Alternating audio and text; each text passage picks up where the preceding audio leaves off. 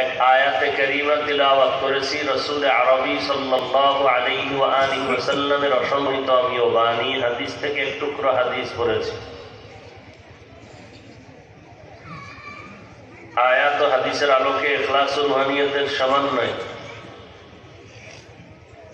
কিছু কথা আমাকে বলার মতো, আপনাদেরকে শুনবার মতো আল্লাহ পাক রব্বুল আলামিন তৌফিক দান করুন।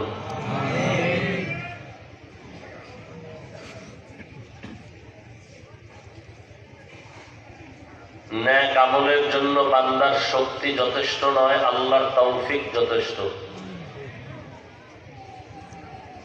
আল্লাহ যদি তৌফিক না দেন তো কোরআনের বয়ান শোনা, নেক আমল করা কারো দ্বারাই সম্ভব নয়।